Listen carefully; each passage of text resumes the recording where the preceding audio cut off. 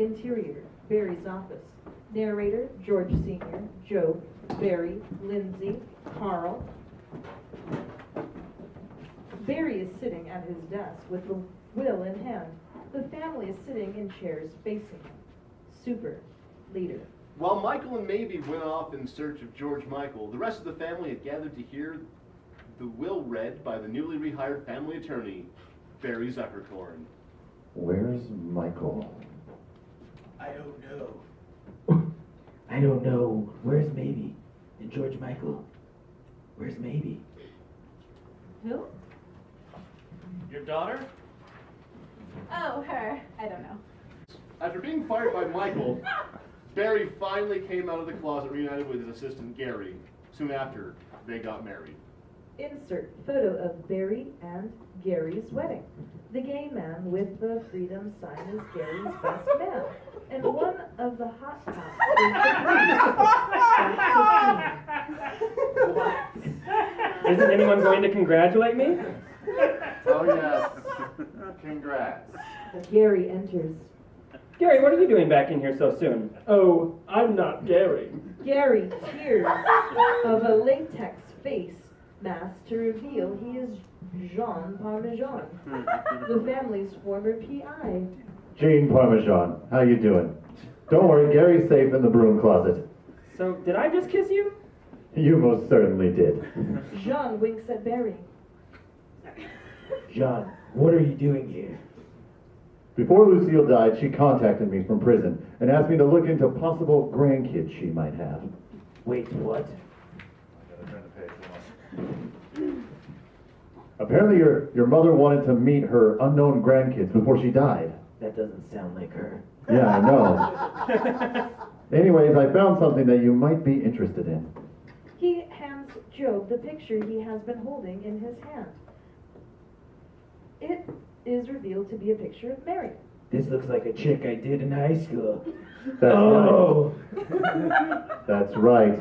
This is your daughter, Mary. Job looks shocked. Well, Lucille was going to pay me $500 for this information before she died. So if you could just... Okay. Now, George Sr. Here you go, Gene. Thanks. I'm not even going to count it. Jean exits. Where were we? Jean re-enters. I counted it. It's only $400 here. Now, where's... Lindsay uses her foot to slam the door in Jean's face. Dissolve to. Interior, outside Barry's office. Narrator, Jean, ice. A disgruntled Gene was leaving Barry's office when he ran into Ice. Hey, aren't you the bounty hunter, Ice? Indeed, it was Ice. Currently, he was working for the government, trying to find evidence against suspected bank robber Susie Carlton. He had catered Lucille's funeral partially to try and gather evidence against her. Where's Susie Carlin? Who? Lucille Bluth's sister. Oh, down the hall to the left. Thanks. Ice hears noises from a nearby closet. He opens the door and a bound and gagged Gary stumbles out. Well, that was a freebie. Cut to interior, Barry's office. Narrator, Ice, Larry, Barry, Joe, Susie. Everyone is still sitting down.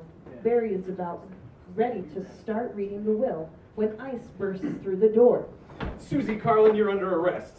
He handcuffs her and starts to drag her away. Oh, no! The family begins to follow Ice and Susie out of Barry's office. Don't worry, I know a good lawyer who can get you off.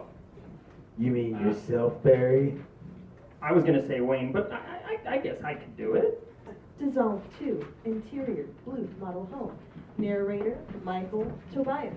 Michael enters through the front door, looking for Tobias. Meanwhile, Michael had returned to the model home to look for Tobias. Tobias? He looks around the model home until he comes upon the secret room. He enters to see Tobias with his back turned to him, looking at a stack of magazines. Tobias? There is the sound of magazine pages ruffling and the sound of zippers zipping as Tobias turns around quickly, looking guilty.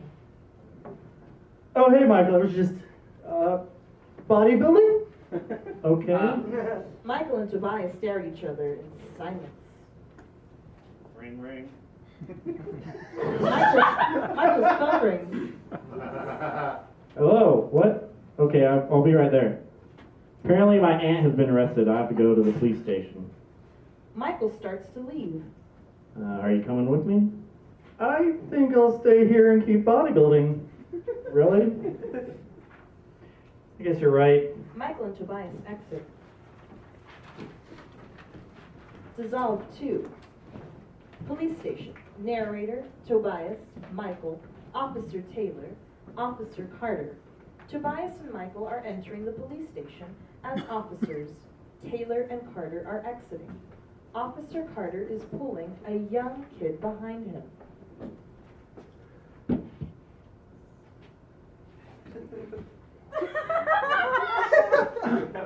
Weird.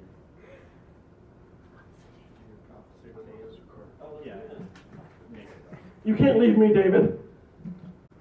I can, and I'm taking Tommy with me. Interior, police station, lobby, continuous.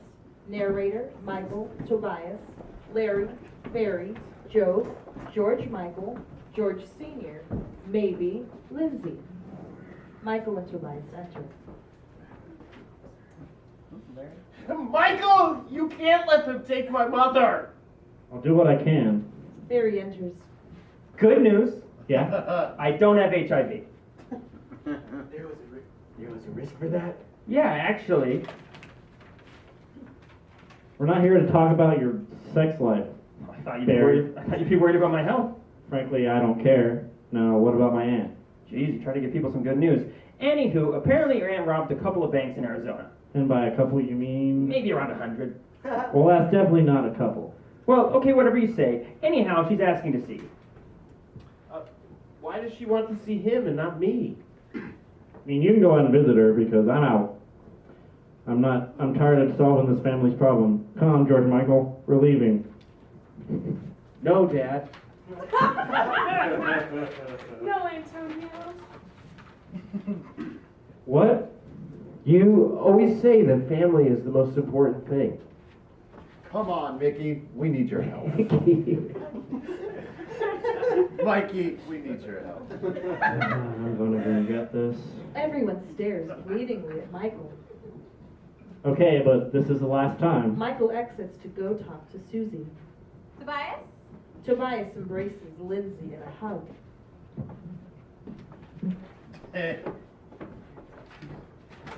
Oh, Lindsay, I'm so sorry for leaving you. That's okay. I'm dating Carl Weathers now. Well, that's great for you two. Wish you the best of luck. I'm here for you, Dad. Oh, yes, my baby girl. Maybe cell phone rings. Oh, excuse me a second. Hello? What?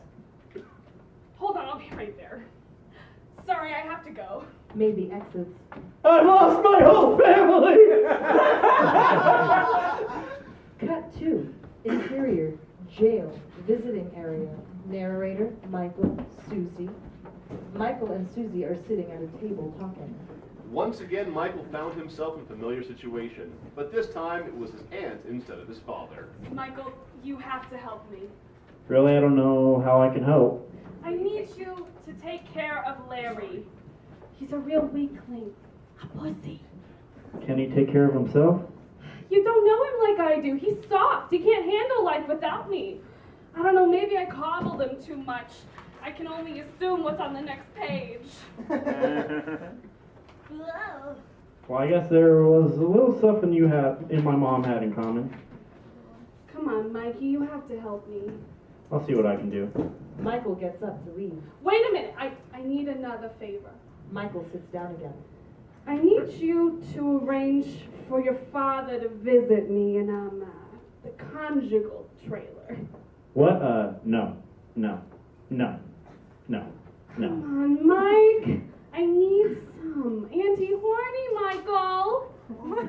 You've been in jail for an hour. Well, it's hard to get some when you go clubbing with your son. You go clubbing with Larry? Yeah, we're each other's wingmen. Cut 2. Interior, Miami, club night. Narrator, Susie, Larry, father, daughter. Super. A few months earlier, Susie and Larry are sitting at a table talking. Susie spots an age-appropriate father-daughter pair at the bar. What about them? Yeah, I guess so. Susie gets up.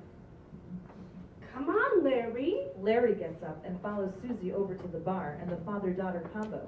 Susie approaches the father first. Larry stands slightly back, looking nervous. Can I buy you a drink? Sure. The daughter notices Larry is looking faint. Is he okay? Susie looks at Larry, who appears to be nervous and about to faint. Larry, are you okay? Larry faints. The daughter lets out a shriek. Ah! Cut back to interior visiting area. Narrator, Michael, Susie. Michael gets up and starts to leave.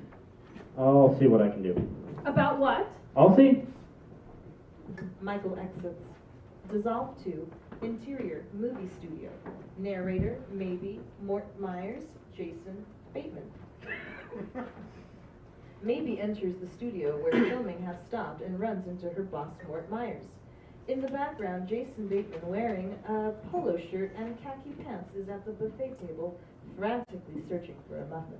While Michael was trying to solve his aunt's problems, maybe he was at the movie studio trying to solve a problem with the filming of her movies based on her life and her family, entitled Development Arrested. Maybe we have a real problem here. What is it this time? David Tell, the actor playing your dad, has locked himself in his trailer and he's demanding a pay raise. Who the beep ate my last muffin? Jason Bateman exits. Who is this guy and what is his problem? Apparently, someone ate his last muffin.